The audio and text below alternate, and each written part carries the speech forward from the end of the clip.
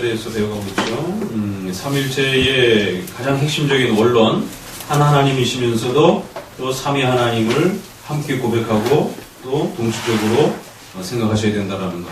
그래서 한 하나님이며 삼위 하나님이신 삼위일체의 이 고백. 그래서 성부, 성자, 성령 하나님과 관련해서는 또 구약 성경과 신약 성경이 어떻게 표현되고 있는지 또 앞에서 살펴보았습니다.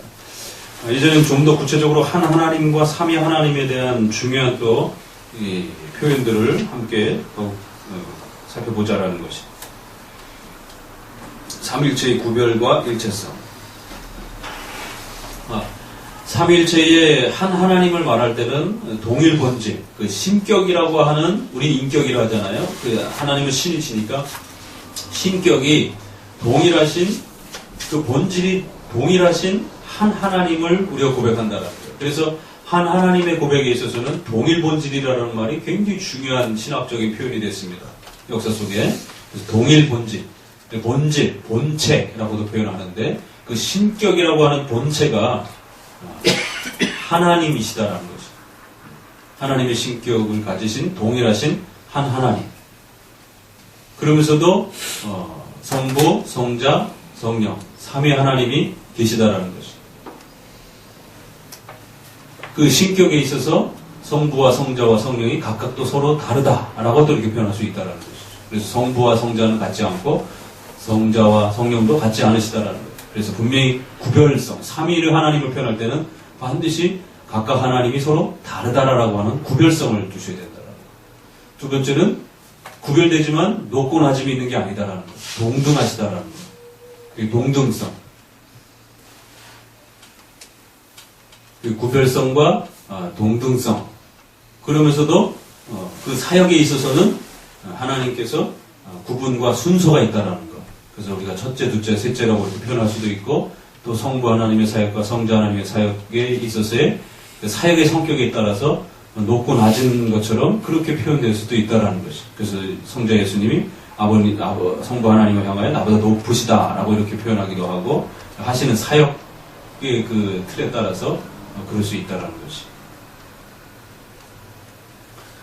자, 그렇기 때문에 삼위 하나님과 관련해서는 이처럼 각각 다르다라는 것. 또 그럼에도 동등하시다라는 것. 그러나 그 순서적 특징을 또 우리가 드러낼 수 있다라는 것. 이 삼위 하나님을 생각할 때는 항상 이 세 부분을 조심해야 된다라고 말씀드렸습니다. 자, 읽어봅니다. 더욱이 형님께서는 그리스도의 강림을 통하여 자신을 한층더 명백하게 빚으셨으므로 땅에서보다 신비하게 하셨음을 지시게 되셨다. 그러나 많은 증거 중에서 우리는 이 한 가지만으로 만족할 것이다. 그 이유는 바울이 하나님, 믿음, 세례 이 세 가지를 그 하나님과 나라로 취할 수 있도록 연결시켜 놓았기 때문이다.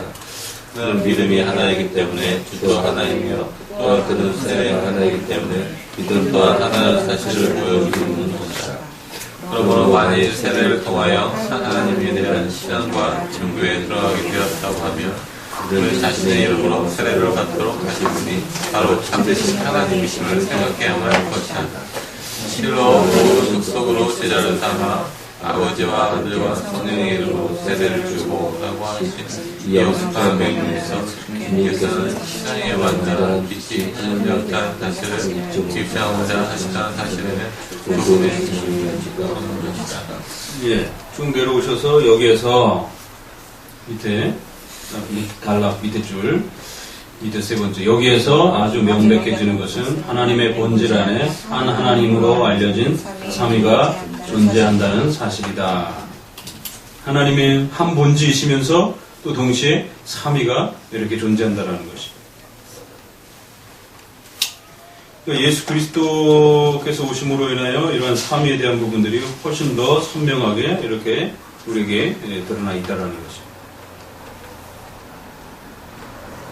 그 다음 단락도 계속 중요한 표현들이 나옵니다. 읽어봅니다. 실로 신앙은 여기저기를 두루 돌아보는 것이 아니며 또한 여러 가지 문제에 대한 강론도 아니다.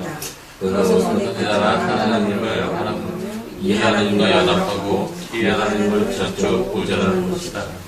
그러므로 이러한 사실에서 만일 신앙의 종류가 여럿이라면 신 또한 마찬가지로 여럿이 있어야 한다는 말이 쉽게 성립된다.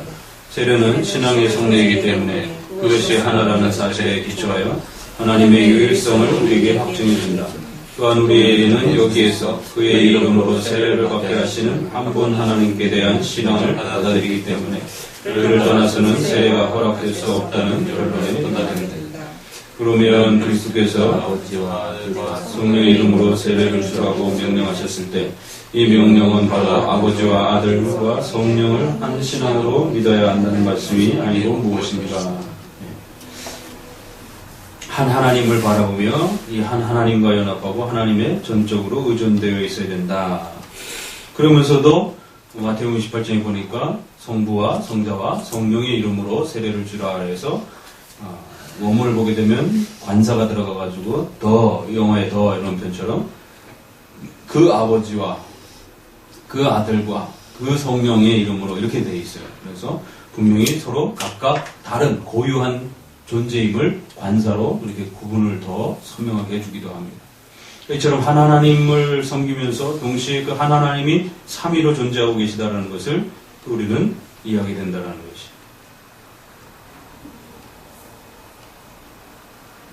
아버지와 아들과 성령을 한 신앙으로 믿어야 한다는 말씀이 아니고 무엇이겠느냐.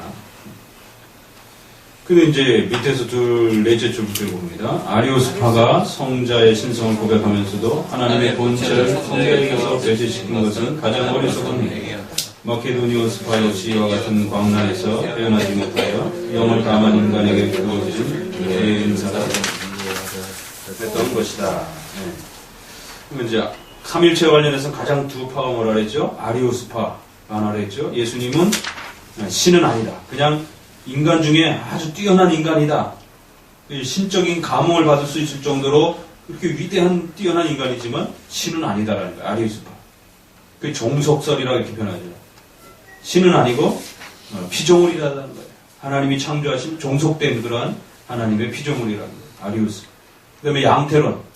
여러 모양으로 하나님이 그때그때 모양만 달리 나타났을 뿐이라는 거예요. 삼위 하나님이 존재하는 게 아니라는 거예요. 이런 양태론을 주장한 사벨리우스. 그래서 삼일체 이단과 관련해서 여러분 꼭 이 두 가지를 기억하셔야 됩니다. 왜냐하면 오늘날도 이 두 이단이 끊임없이 괴롭히고 있기 때문에. 아리우스파, 사벨리우스파.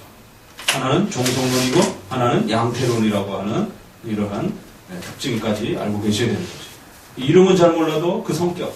예수님이 피조물이라고 주장하는 것. 또 하나는 그냥 모양만 여러 개가 있는 하나님의 모습이라고 하는 것. 이렇게 표현하는 것이 다 결국 잘못된 표현임을 기억하셔야 됩니다. 자, 3인 읽습니다. 한편 성경은 성부의 말씀 그리고 말씀과 성령을 구별한다. 그러나 이 문제를 규명함에 있어서 얼마나 경건하고 얼마나 신중해야 하는가는 신비한 준비성이 경고해준다. 그리고 나머지 그레오리우스의 땅성 같은 말은 대단한 기쁨을 주는 귀절이다. 난 즉시 삼위의 광채에 둘러싸이지 않고는 단연성을 상상할 수 없다. 또한 곧바로 단연성을 상정하지 않고는 삼위를 분별할 수 없다. 그러므로 우리들의 사고를 혼란하게 만들어 하나로 즉시 돌아가지 못하게 하는 그런 식의 위에 삼일성을 상상해서는 안 된다. 실로 성부, 성자, 성령이라는 말은 실제적인 구별을 의미한다. 그러니까 성경은 성부와 성자와 성령을 구별한다라는 거예요. 그 여기 초대 교부에 글을 보게 되면 나는 즉시 삼위의 강체로 둘러싸이지 않는 그런 한 하나님에 대한 고백을 상상할 수 없다라는 거예요. 한 하나님은 동시에 또 삼위 하나님의 이 고백으로 함께 이렇게 어우러져야 된다는 거죠. 한 하나님과 삼위 하나님이 서로 조화되지 못하면 반드시 문제가 발생이 된다는 것입니다. 맨 아래 읽어봅니다. 더욱이 지상에 오신 분은 성부가 아니라 성부에 의하여 보내심을 받은 바로 그분이시다. 성부는 죽지도 아니하시고 부활도 아니하시고 다만 성부로부터 보내심을 받은 그분이 죽으시고 부활하신 것이다. 이러한 구별도 성육신 때에 시작된 것이 아니었다. 그는 이에 앞서 아버지 품속에 있는 독생하신 하나님이셨던 것이 분명하다. 그렇다면 성자가 인성을 취하기 위해 하늘에서 내려오기 전에는 아버지의 품속에 들어가지 않으셨다고 누가 감히 주장할 수 있겠는가? 그러므로 그는 벌써 그 이전에 아버지의 품속에 계셨으며 자신의 영광을 아버지와 더불어 누리셨던 것이다. 이렇게 요한복음 17장 이런 말씀도 보게 되면 성자와 성령이 분명히 서로 다른 분으로 그렇게 표현되고 있다라는 것이. 더 나아가서는 이렇게 영원 전에도 창세 전에도 성자가 아버지의 품속에서 독생하신 자로 이렇게 있다라는 것. 그래서 우리가 그를 성자, 아버지가 아들을 영원히 낳으시다. 우리가 낳는다라는 것은 단 한 번 낳지, 애를 한 번 낳지 어떻게 영원히 낳느냐라는 거예요. 이 형용사가 굉장히 중요한 거예요. 그러니까 우리가 이해할 수 없는 그런 방식으로 창세전부터 성부는 성자와의 관계 속에서 영원히 이렇게 마치 인간이 아이를 낳는 어떤, 그래서 단어가 없으니까 그 단어를 쓴 겁니다. 그 관계성이 그만큼 친밀한 단어가 아이를 낳다, 이런 단어밖에 없다 보니까 하나님이 우리에게 설명할 수 있는 그 하나님과 예수님의 그 관계를 그렇게 영원히 낳으시다, 이렇게 표현을 한 것이. 그래서 그 품에 계셨다라고도 이렇게 표현을 하는 겁니다. 그렇기 때문에 우리가 사역하시는 면에 있어서도 성부는 죽으시는 분이라고 표현하면 안 된다는 거예요. 성부는 이 땅에 인간의 몸으로 오시지도 않았기 때문에 죽으실 필요도 없고 부활할 필요도 없는 거예요. 다만 성자 예수님께서 인간의 몸으로 오셨기 때문에 예수님이 죽으셨다. 이 말은 괜찮아요. 부활하셨다. 성령이 죽으셨다, 부활하셨다. 이렇게 말하면 이단이 됩니다. 그러니까 어떻게 그걸 표현해야 되는지 각각 사역에 따라 다르기 때문에 그렇다는 것이죠. 예수님은 십자가에 죽으시고 부활하시는 그런 사역을 이루셨기 때문에 삼위의 사역과 관련해서 또 이렇게 다르게 우리가 표현할 수도 있다는 거죠. 자, 18항 성부와 성자와 성령의 차이점. 계속 삼위에 대한 그 특징들을 좀 더 살펴보는 거예요. 읽습니다. 이 구별을 설득력 있게 설명하기 위해 인간사의 비유를 든다는 것이 과연 타당한가 하는데 나는 확실할 수 없다. 옛날 사람들은 가끔 이 방법을 사용하였다. 그러나 동시에 저들은 자신들이 소개하였던 그 유추의 정보가 매우 부적당하다는 것을 동시에 고백하였다. 나는 여기서 그러한 일체 무분별한 행동을 두려워하고 있는데 그것은 무엇인가를 부적당하게 소개함으로써 사악한 사람에게 비방의 기회를, 무죄한 사람에게 망상의 기회를 주어서는 안 되기 때문이다. 그럼에도 불구하고 성경에 표현되어 있는 그 구별에 대하여 묵과하는 것은 온당치 못하다. 성경이 말하는 구별은 다음과 같다. 곧 성부는 일의 시초가 되시고 만물의 기초와 원천이 되시며 성자는 지혜요 계획이시며 만물을 질서 있게 배열하시는 분이라고 해야 한다. 그러나 성령께서는 그와 같은 모든 행동의 능력과 효력을 구별한다. 실로 하나님은 지혜와 그런 것은 결코 조절할 수 없습니다. 또 영원히 있어서는 먼저니 나중이니 하는 것은 찾아서는 안 되기 때문이다. 성부의 영원성은 또한 성자와 성령의 영원성이기도 하다.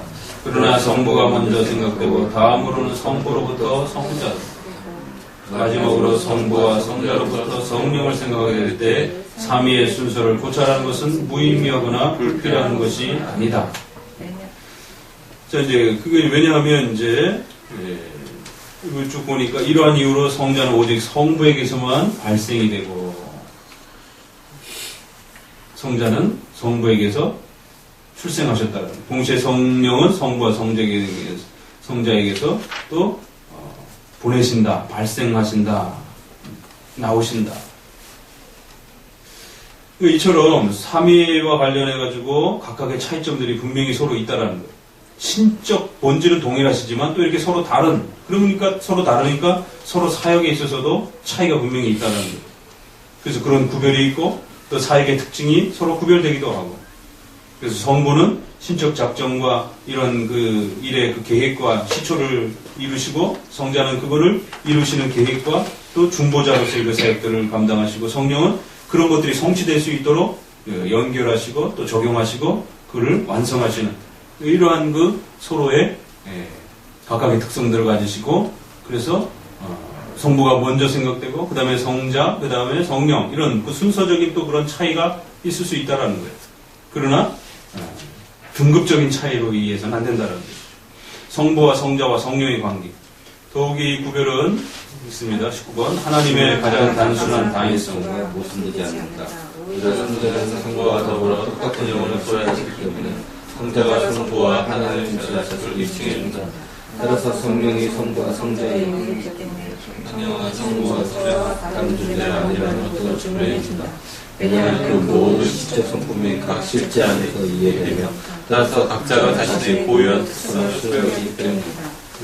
그래서 각각의 그러한 그 신적 성품에 있어서는 분명히 차이가 있는 것이다라는 거예요. 그 성부와 성자, 성부와 성령, 또 성자와 성령의 이러한 그 관계가 서로 아주 깊은 관계를 갖고 계시면서도 서로 또 다른 분이라고 이렇게 말한다는 거예요. 그 요한복음 14장 10절에 보게 되면 성부가 성자 안에, 성자가 성부 안에 이런 표현들. 나는 아버지 안에 있고 아버지는 내 안에 계시다. 이런 표현들. 이런 상호의 이러한 그 깊은 관계들이 있는데 어거스틴이 이제 뭐라고 표현하냐면 233페이지 어거스틴이 말한 구별을 둘째 줄 제시하는 이 명칭들은 각자의 상호 관계를 의미하는 것으로서 단 하나의 신 실체 그 자체를 뜻하는 것은 아니다. 이런 의미에서 다른 교 방법으로 생각할 때 다소 모순인 것처럼 보였다. 그대 그들의 변화가 조화를 이룬다. 이런 상호 관계들이 이렇게 성경에 아주 그 깊이 표현되어 있다는 것이. 그러나 이러한 것들은 어떤 신적 본질이 서로 다른 것처럼 이렇게 말해서는 안 된다는 것이. 신적인 그 본질이라고 하는 것은 동일하신 한 하나님이신데 그 각각의 또 신격이 서로 다른. 그러니까 하나님이라고 하는 그 본질 자체에 대해서 다르다 말하면 안 되고 하나님이라고 하는 그 본질 자체는 동일한데 각각의 우리가 인격이 다르다는 것처럼 하나님의 신격 자체가 서로 이렇게 구별되신다는 그 중간쯤 오셔서 따옴표 안에 그리스도는 자신에 대하여 하나님이라고 불리며 성부와의 관계 생각할 때는 성자라고 불린다. 그리고 성부가 자신에 대하여는 하나님이라고 불리고 성자의 관계에서 생각할 때는 성부라고 불린다. 성자에 대하여 성부라고 불리는 한 그는 성자가 아니며 성부에 대하여 성자라고 불리는 한 또한 그는 성부가 아니다. 그리고 자신에 대하여 아버지라고 불린 분과 자신에 대하여 아들이라고 불린 분은 동일하신 하나님이 아니다. 이게 참 말이 어렵지만 결국 하나님 할 때는 성부 하나님을 뜻하기도 하지만 성자 예수님과 관련해서 아버지가 나왔다, 아들이 태어났다 이럴 때는 한쪽은 성부고 한쪽은 성자라는 거지. 그리고 또 성자가 성령을 보내실 때 서로 둘이 같은 분으로 표현해서는 안 된다는 거예요. 성자가 성령을 보내시는 분이고 이쪽은 보냄을 받는 분이고 이렇게 어떤 성경에서의 서로의 관계를 이렇게 표현한다는 거예요. 그러니까 그 이상은 더 이상 설명하지 못한다는 거예요. 왜? 성경에서 그렇게 삼위 하나님이 존재하고 계시다라고 그 정도로 설명하고 있으니까 더 이상 이렇게 깊이 이제 우리가 또 그걸 파헤칠 수는 없는 부분이 있다라는 거예요. 자, 삼위일체 하나님 20장 그래서 결론을 이제 봅니다. 그러므로 진심으로 절제를 사랑하며 믿음의 분량으로 만족하는 사람들은 알아두면 유익한 것을 다한 것 같은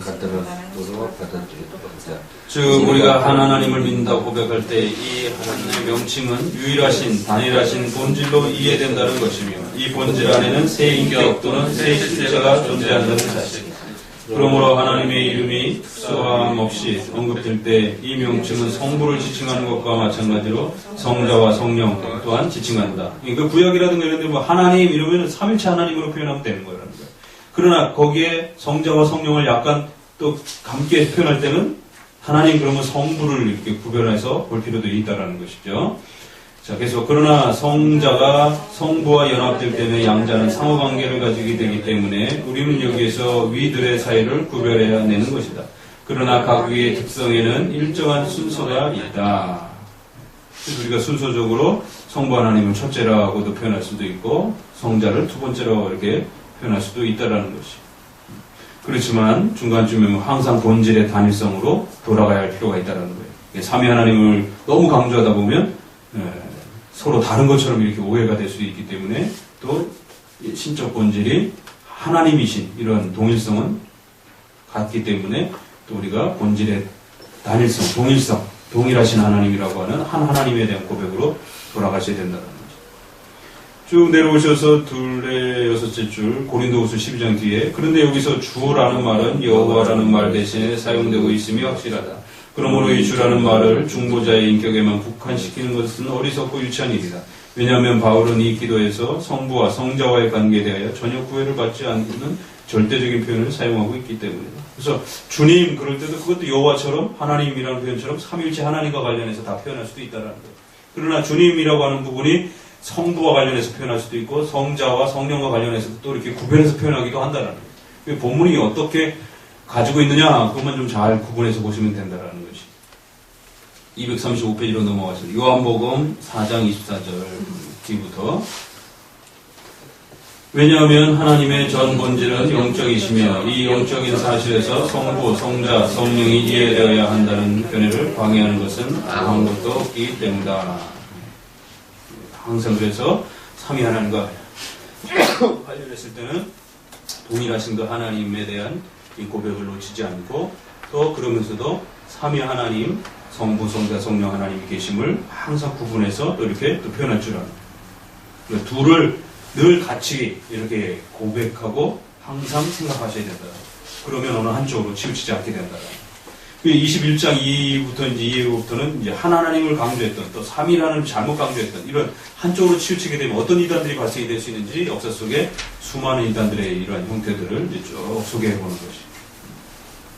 그렇게 되면 이제 우리가 3위 하나님을 쉽게 표현한다고 해가지고 뭐 이렇게 여러 가지 그 비유 표현들이라든가 이런 것들이 사실은 고대에서 많이들 이렇게 잘못 오도된 그런 그 표현들로 사용되어졌던 것을 우리가 보게 됩니다. 그래서 삼위일체 하나님을 이렇게 가장 핵심적인 것만 알고 성경에 어떻게 다양하게 표현되고 있는지를 우리가 알면 되는 것이지 그게 이해하기 어렵다고 해서 자꾸만 쉬운 방식으로 이렇게 여러 가지 비유를 들어서 설명하기 시작하게 되면 더 오리무중으로 빠지게 된다는 것이.